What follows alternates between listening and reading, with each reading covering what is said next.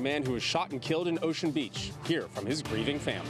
The deadline is fast approaching for city trash fees to kick in. Some people will be losing the city services.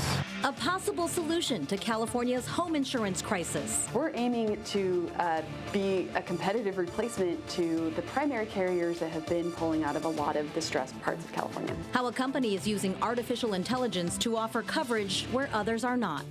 And this Saturday, we are all invited to Coronado to celebrate the life of Cade Keller. I'll tell you about the local teen we lost to suicide and the cornhole fundraiser happening in his honor. Meet the 5-year-old El Cajon boy, who may just be a genius. CBS 8 News, live at 6, starts right now. Tonight, the family of a man who was shot and killed in the parking lot of Hodad's in Ocean Beach this week is holding a candlelight vigil to remember and honor his life.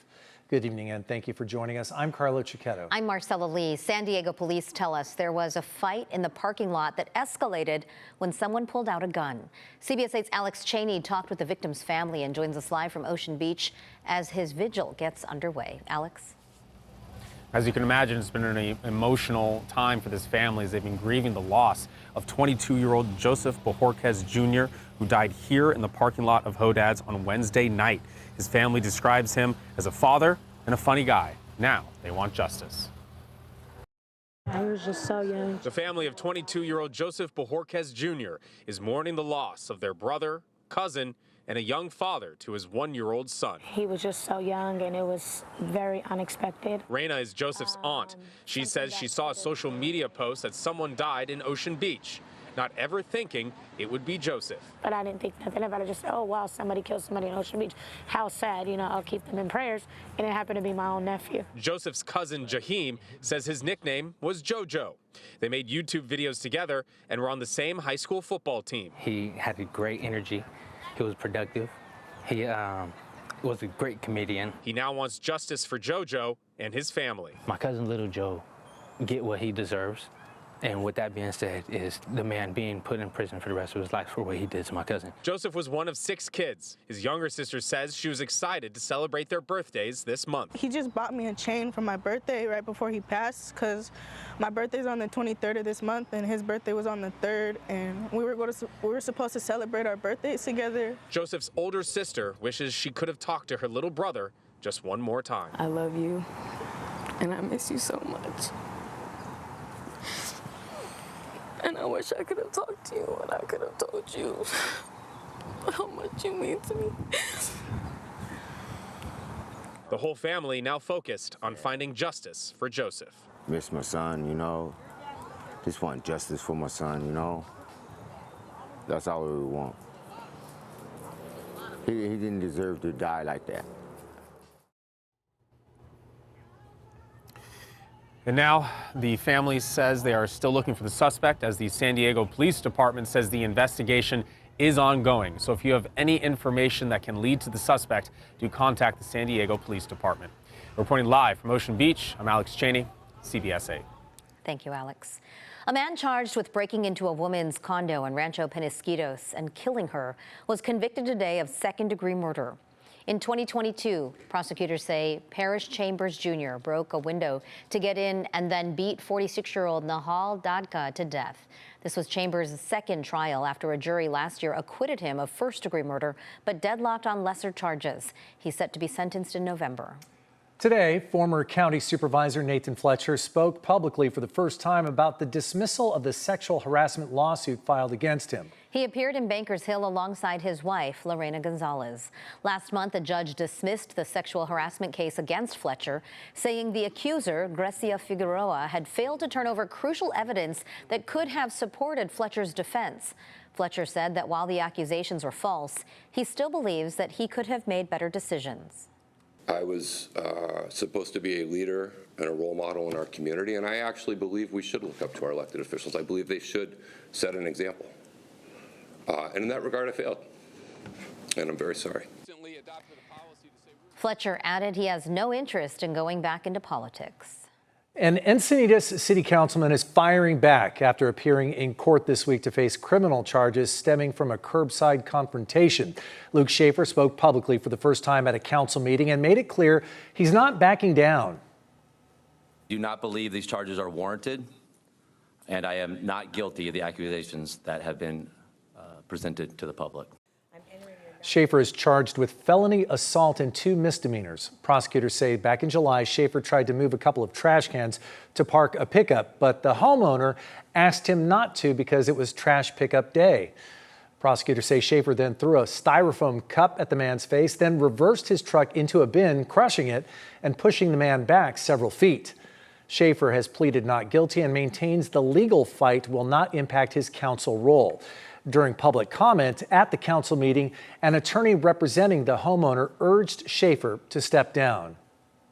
For the sake of Encinitas, for the sake of our citizens who deserve leaders worthy of emulation, you should resign immediately, Councilmember Schaefer. Schaefer is due back in court this fall. He faces nearly 5 years in prison if convicted on all charges. Changes could be coming to federal immigration raids here in California. State lawmakers just passed a bill banning agents from wearing masks, and now local leaders are responding with their own plan. Today, a coalition of San Diego County leaders gathered in City Heights, where they unveiled the Due Process, Safety, and Equality Ordinance. The measure would require federal agents to have judicial warrants to access city-controlled property and extends protections to contractors. San Diego is drawing a clear line.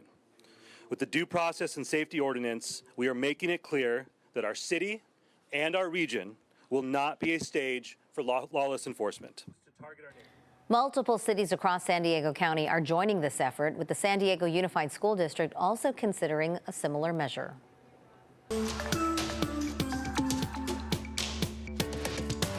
CBS 8 is working for you to sort out the confusion around City of San Diego trash fees.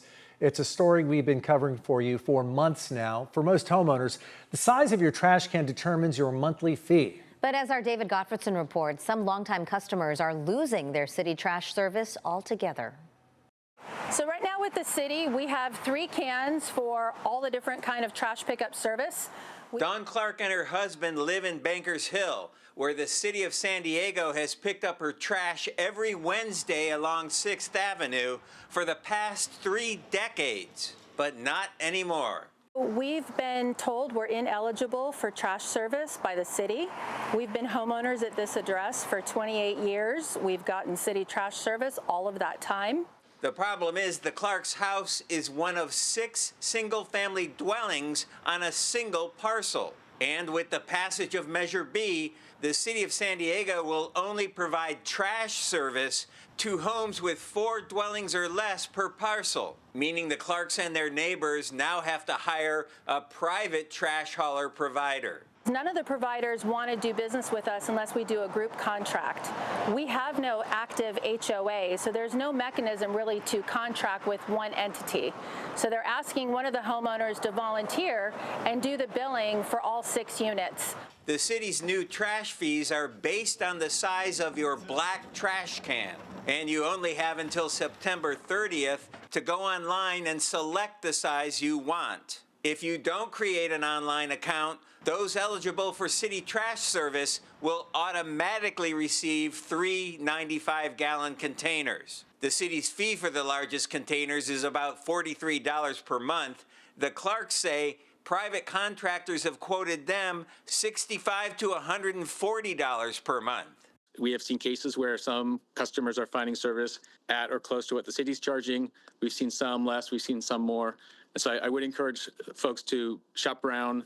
Jeremy Bauer, the assistant director of the city's environmental services, says about 20,000 customers will be losing city trash service. And so far, about 10,000 of those customers have hired private trash haulers. About half of them have found a private hauler. We're in the stretch, the last 50% right now, working closely and seeing what we can do and make this happen more quickly. We are getting a lot of emails from people who are either losing their trash service or having to pay more, so we'll keep following the story. Working for you in Bankers Hill, David Gottfredson, CBS 8. Thanks, David.